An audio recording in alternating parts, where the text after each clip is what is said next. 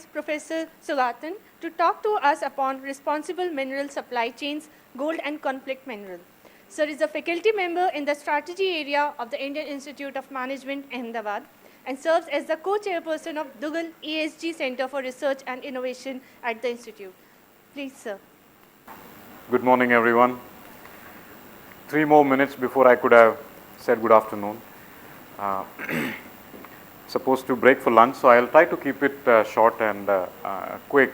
I will focus on a couple of issues, and we will extend our scope slightly beyond gold as a precious metal, and we'll focus on a set of other minerals which have recently become more salient in dictating responsible supply chain practices globally, right? So, how did I got into this? Personal story. I do research in sustainability.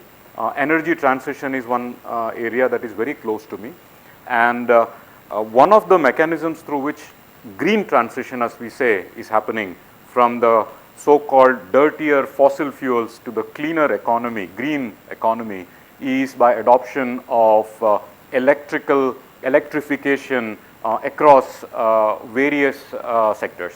You know, starting with the transport sector, where we have EVs and everything else. I myself bought a EV some time ago, the small one, Breva, and I felt I am doing good.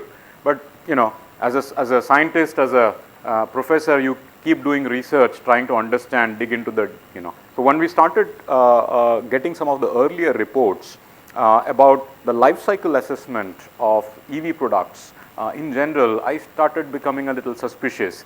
What exactly is happening in terms of the actual impact on environment, not just the carbon impact at the end, the actual impact, because environmental impact is not about, you know, cleaning all my house dirt and putting into your place. It should be about cleaning everywhere. And for me, as I started doing this research, I started entering into a black hole, literally. Yeah, the one which is, so yeah, this was actually, sorry, the background itself is dark. I started watching a documentary in the Democratic Republic of Congo, you know, and mining there. There is a lot of artisanal mining that happens, which are small group of people, band of brothers, you know, small kids, they go down and mine for some minerals.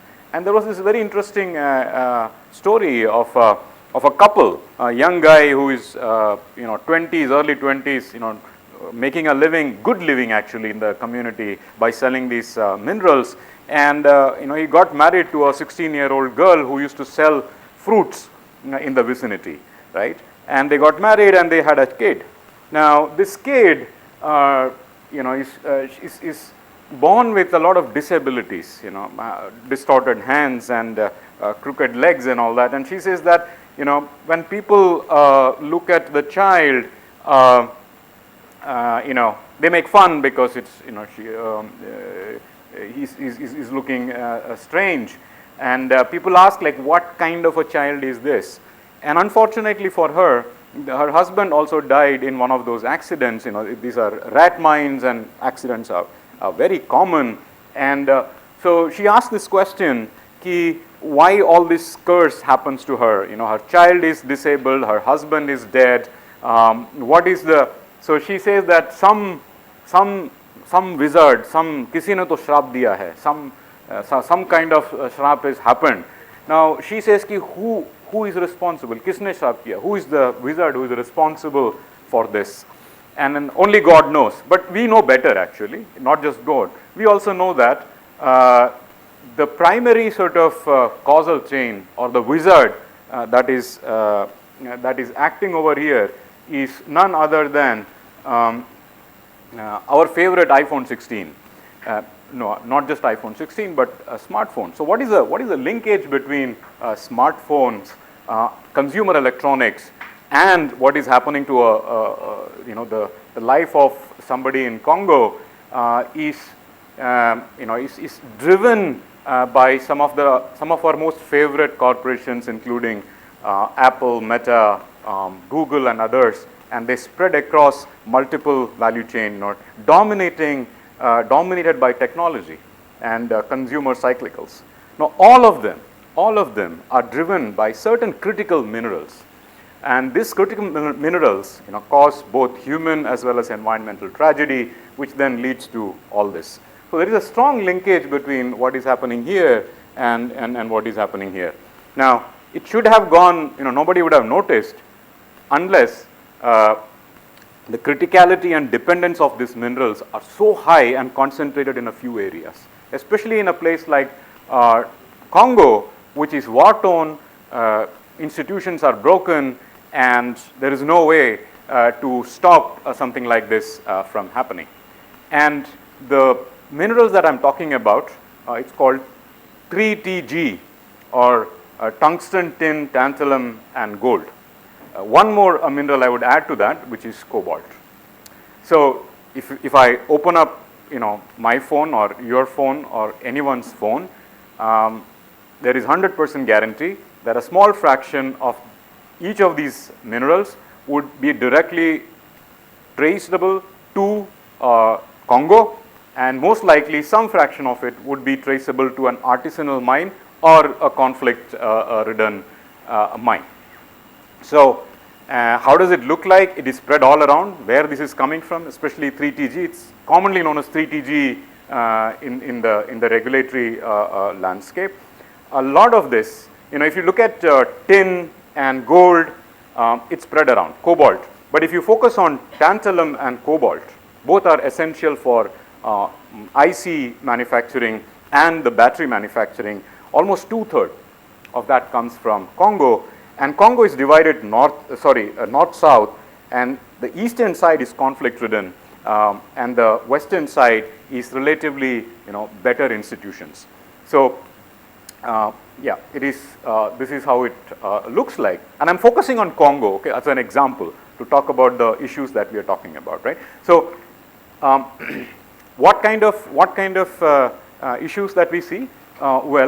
Predominantly we are talking about human right violations. People working under extremely unhygienic, also unsafe conditions. Modern slavery is very forced labor is very prominent. The next biggest problem is toxicity in the local environment. Examples like the child that you saw, and the ones that are affected the highest, as you'll see, are attacks on human rights, all the way from physical battery and attack to murder, intimidation, injury, and everything else. And then these are the top environmental impacts, water impact. Now, if you just look at and trace back it to the companies that are responsible in terms of branding. So one of the starting point for many people was to make this visibility clear, that what are the brands that are associated with these minerals, and you'll see that all our favorite brands are there, and this is an adequate requirement, and none of the brands meet adequate requirement. And you'll also see that there is a very interesting, and I'll talk about it later in my last slide, the Western world and the Eastern world. There is a clear divide in terms of how much compliance from the corporate side is visible. So what can be done about this? I mean, the easiest way is to simply look at the value chain. On this side are all of us on the retail end buying our favorite consumer goods, and if I open up the whatever consumer good, laptop or phone or anything, you will see all these minerals. These minerals, if I start tracing the value chain, right, you'll see it goes, it starts with component manufacturers, like your capacitors and batteries and so on and so forth. They procure metal from traders. Traders in turn procure from smelters. Smelters get it from local traders, and traders in turn get it from mine. Now, the issue is, where should I make an intervention, and what kind of an intervention should be done so that tragedies like this can be minimized. That's the whole point. I mean, nobody's saying don't mine. In fact, a lot of activists and governments believe that mining, artisanal mining itself, if it is done in a safe way, could be a very good substitute for agriculture. So it is a very good means of livelihood as long as safety and some of those human rights issues can be taken care of. So then, if I'm looking at as a mechanism design, as a game theorist, and seeing how can I change the incentives, what are the actors, who are the actors I can incentivize so that they can clean up the rest of the system, I can start from here. I can say that, oh, let me bring a bunch of legislations, right, which says that all these companies needs to disclose, right? So that is one line. Or I can start some sort of a mechanism for provenance tracking. I should be able to track the source, and I should also have some sort of guidelines from the smelter, trader, all the way up to the component manufacturers to be able to trace and establish source or provenance of the origin. Right? That will allow me to know, how much of my electronics is clean, and whether I would like to go with brand A or brand B, if I have any preference at all. Now the thing is, some of these incentives or some of these mechanisms that work here do not really trickle down all the way to the mine. This is the problem area. And finding a solution in this problem area is the most challenging. And I will just talk about two examples. Say something like a gemstone, right? Something like a gemstone, once it is mined, it is polished, people do this etching, laser etching. Now the very nature of this gemstone allows you to retain its provenance throughout the value chain. Whether here or there, you can look at the etching. But how do you do that for something like gold? At the point of smelting, I can aggregate multiple sources, I can smelt it, and I can label it and say that, oh, this is really good gold. And the money from that mining could be going into crimes, could be going into war, human right violation, or environmental damages, and so on and so forth. It becomes difficult to do so. And that is where technological solution starts to meet the limits of how can you establish provenance, right? And that is where you have to then rely on institutional innovations on how to establish provenance. I'll give one example. What I have here is something called chemical fingerprinting. So what is chemical fingerprinting? At the point of smelting itself, once you have a bullion or a bar coming in, I can look for trace minerals and metals using advanced X-ray crystallography, and that could identify the provenance even if it is molten, right? But it is very costly. You cannot ask people to do that at a small smelter level. But this is the limit of technology, and expensive. What is less expensive? Say for instance, Eastern Congo is it's controlled by rebels and small groups of armed militia, whereas the western side has more semblance of formalization and governance. So there they have installed, for example, things like barcode tags where these numbers are on a chain, so I cannot reuse it, right? And every gunny bag which this artisanal guy brings in, if it has a tag, that gets accepted by a certified smelter, right? So this seems like a low-cost solution which seems to be working. The moment this happened,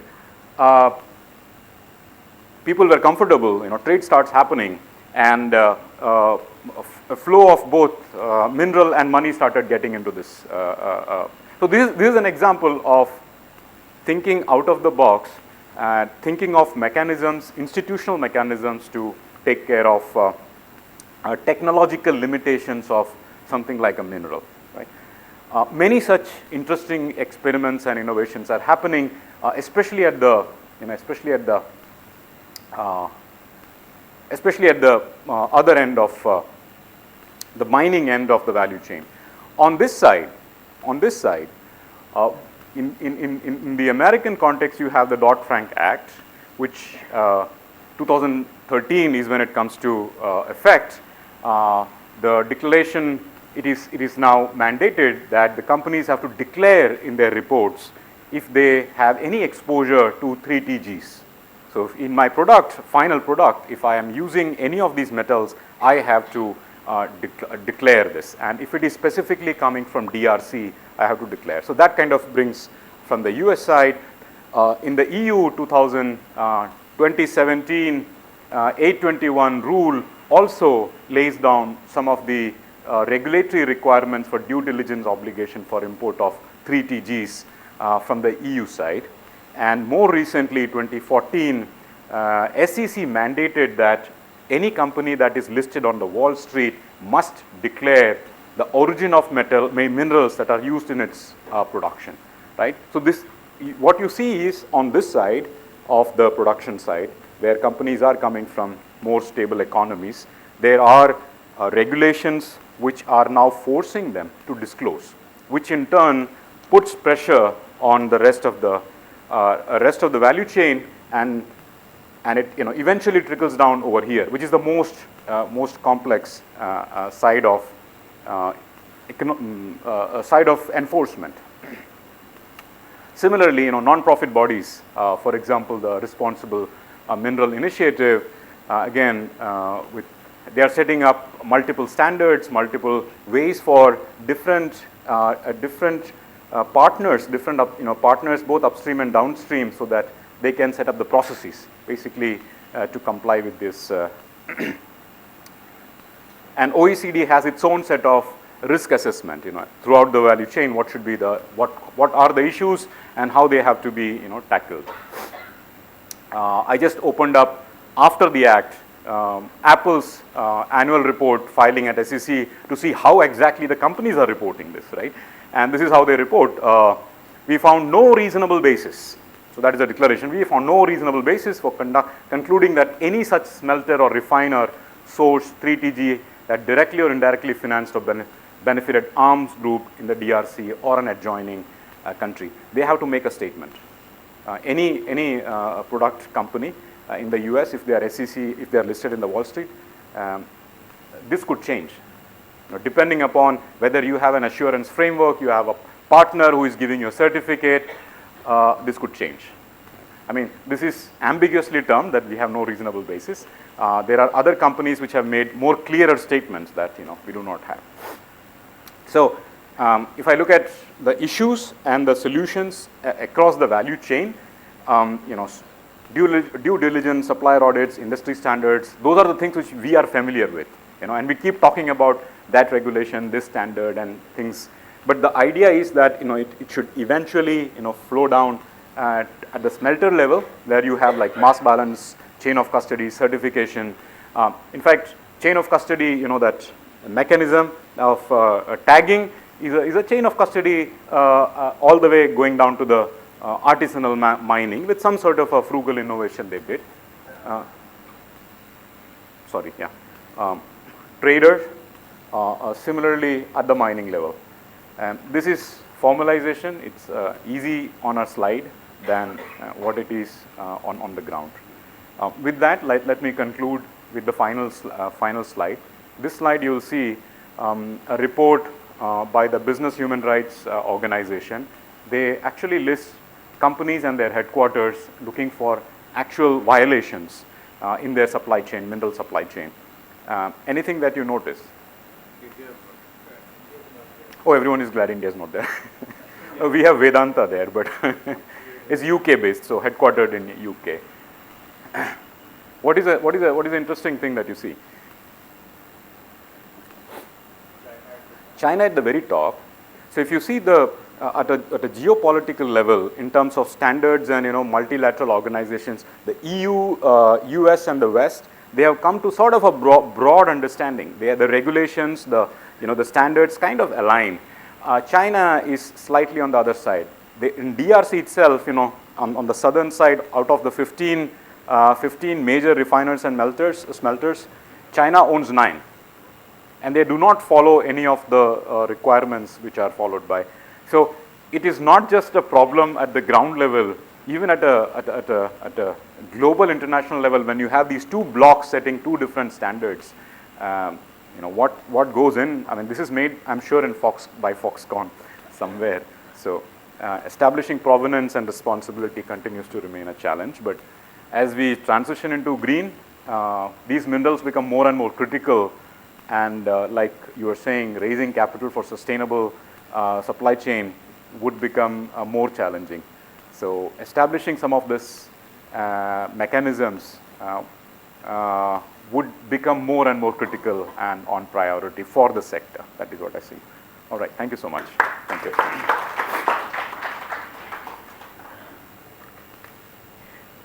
Thank you, Professor, for enlightening us. Do we have any questions or comments?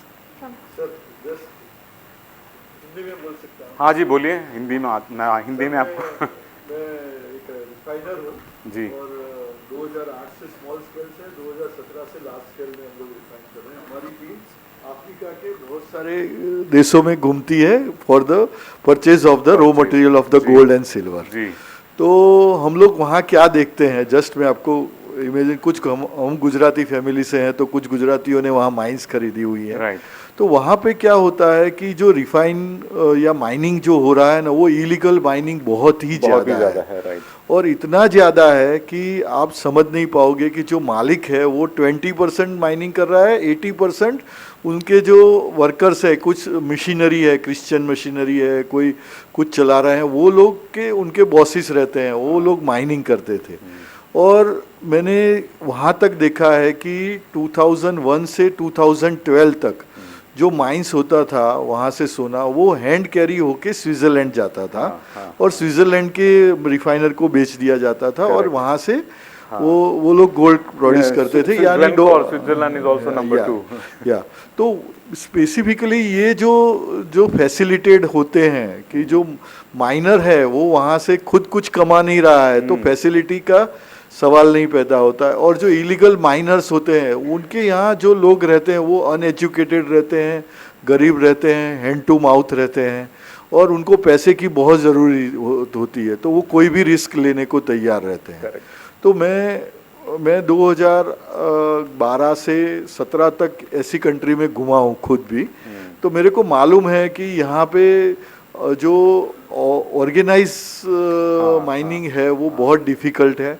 दूसरा क्या है कि जो accidental जो cases हैं वो आप सोच रहे हैं, मैं सोच रहा हूँ कि उनके यहाँ जो 100 मजदूर है उसमें से 10 से 12% एक्सीडेंटल डेथ हुई है। तीसरी चीज़ है कि जो कोबाल्ट है, टंगस्टन है, वो ऐसे मटेरियल है जिसको हम ब्रीथ में जाने के बाद हमारा जो लाइफ है वो 10 ईयर 15 ईयर तक कम हो जाता है। तो वो भी एक बहुत बड़ा पोर्शन है कि वहाँ का जो मेटल या मिनरल हम जो सांस में से लेते हैं। तो ये सारी चीज़ें हैं, मगर जब तक मेरा कहना है कि वो ऑर्गेनाइज सेक्टर नहीं बनेगा, और अगर हो भी गया है तो वो लोग जो ऑनर्स हैं वो उसको एसोसिएशन या उनके जो बने हुए होते हैं, पैचिस बने हैं, वो वहाँ तक नहीं जाते हैं। अगर सीईओ लेवल का आदमी है तो वो स्विट्ज़रलैंड या लंदन बैठेगा, उनके जो नीचे बैठे हुए आदमी वो लोग कर रहे हैं, क्योंकि वो वहाँ जाने की हिम्मत नहीं रखते हैं। सही बात। तो ये चीज़ें बहुत डिफ़िकल्ट है कि माइनिंग सेगमेंट है वो आगे जाके कहाँ तक होगा। मैं समझ रहा हूँ कि 2030 तक कुछ रिवोल्यूशंस आएंगे, मगर इतना ज़्यादा इसको इम्पेक्ट कर पाएंगे कि नहीं कर पाएंगे। तो आपका स्टडी बहुत वैल्यूएबल है और बहुत अच्छे से आपने हमको समझाया है। Thank you sir. Thank you.